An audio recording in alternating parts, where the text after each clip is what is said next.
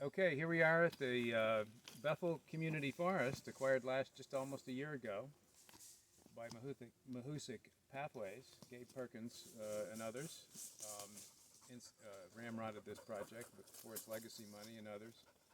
About 900 acres here, very heavily cut by the prior landowners, I think plural, repeatedly. It's an excellent piece of land. It wants to grow nice northern hardwood, pine, oak, mixed woods, and we're just 2 miles from the village of Bethel here, and it's just a wonderful place. Recently, there's been a habitat conservation plan prepared. So we're out looking at the practices, some of which I've been skeptical of, given the context of this heavy cutting.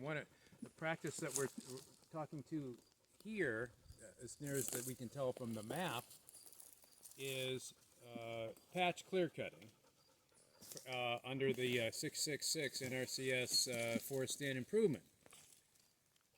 Now, as you look around at the video, you will see, if we took a prism plot here, we would be hard-pressed to have a basal area of maybe over 30 square feet, most of which is really poor quality beech. There is one nice red oak there. It's already been treated and regenerated, most of the parcel. We just spent, we walked a quarter of a mile from the truck, and I bet that 90% of that was through head-high or taller hardwood regeneration, or two wide grapple skidder trails, also regenerated with a variety of herbaceous species and trees, I guess. This one little patch to the right here is one little patch that it either missed or determined that there was no wood in it, that actually is in sort of a stem exclusion stage, no regeneration. But that's very rare on this parcel. There are some growing stock trees, as I said, oak, red spruce, a few pines around. Why you would think that this was a patch cut would be appropriate for this, the rationale in the plan is for early successional habitat, which is ephemeral. We all know that. A matter of just a few years. And the argument is, apparently, that it was cut longer ago than that and it needs to be reset. That may be true from a strictly wildlife standpoint, but here, what I'm looking at is a forest that really just needs to recover and grow. I think the main objective for the landowner here, the citizens of Bethel and Mahusik Pathways, is to grow this stand back to a productive state, which will take decades, and actually make money off of it while providing all the while providing recreation for the citizens of the town and the region. It's being a big tourist destination, right? This place has it all. It has an excellent trail network. It's valued highly by the local citizenry.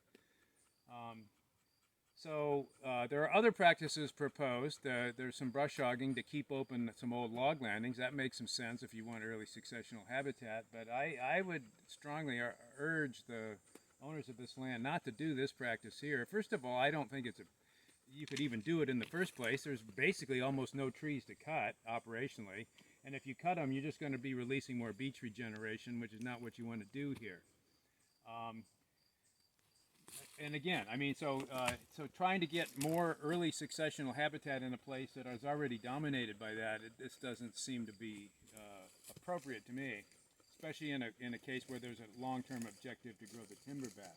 Instead, if you look around, most foresters looking at this would say, we don't need any more regeneration cutting. It's already regenerated, right? That seems inappropriate. What we need to do is tend this regeneration, and then for species that would both be valuable as timber trees and as wildlife species. There may be disease-resistant beech. It's hard to tell in the regeneration. There's way too much beech here. Not enough oak, not enough pine, red spruce, and maple, yellow birch, which would be the trees that would earn you money. So tending through pre-commercial thinning practices, some of which is recommended, but not very much, coupled with, I think even more importantly, and then none of this is in the plan, enrichment planting of tree species that are either not here or have become very rare. Again, red spruce, white pine, things that would grow well. All that would require, of course, investment, and I think that would be a way more appropriate use of the NRCS money than patch cutting, which in my view shouldn't be subsidized in the first place. especially in cases like this where it just, where the wildlife standpoint, I don't think it makes sense. There was no, interestingly, in the plan, I found no justification other than a very general, mostly theoretical one, that the species that this might provide for, if it were done, are actually in peril here, right? One would think that this landscape, a lot of which has been heavily harvested, and there are landings, that the species are here. We also have to keep in mind, and this is a really much more important concept, that this forest naturally was multi-aged, dominated by late successional trees, and early successional habitats in nature were mostly old beaver flowages, fairly rare stand replacing events like fires, but those were very rare. Here we have 900 acres that's been heavily harvested. We don't need to create even a 10th acre more of it, in my view, to be considered practicing ecological forestry. So the practices here again should, I think, again focus on stand improvement treatments, not further regeneration cutting. We don't need any more of that. By tending the cohort that's been regenerated, and then in 20 or 30 years you will probably have much better growing stock to work with. The future generations of landowners will have it here. The other problem with this, there's 7 acres proposed. So if 7 acres, okay, that doesn't sound like much, right? I'll do 7 acres, right? But if after 2 or 3 years the 7 acres is no longer valuable, you got to do another 7 acres, and it's like 60 or 80 years before that forest, growing on those, each iteration of these cuttings, reaches maturity. You've got hundreds of acres. You've got, I did some calculation, I think it's like a quarter or a third of the whole town forest would be in these patch cuts, right? In different stages of development, only like 1/20th of which, or less, would actually be valuable, and the rest is this poor quality junk forest that's growing back after these patch cuts, which is not the way to regenerate these Acadian species that we're trying to favor here. So, as you can tell, I'm not a fan of this practice, and I've spoken widely about it, and I think there needs to be some further thought, and I think much more walking of this land base to try to get these practices targeted where they need to be.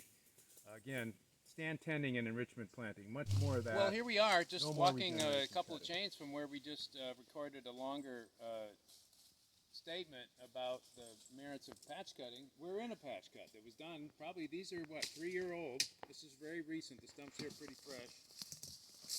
Paper birch, most of the regeneration again is early successional hardwoods and beech, not what we want to be growing. I'm looking around for an oak or a pine or a spruce or a maple, a yellow birch.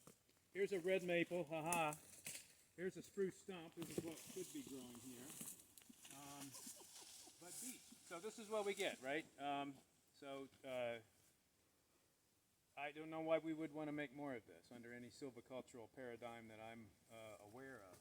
This is not the way to regenerate this forest. It's just hack away and then hope for the best.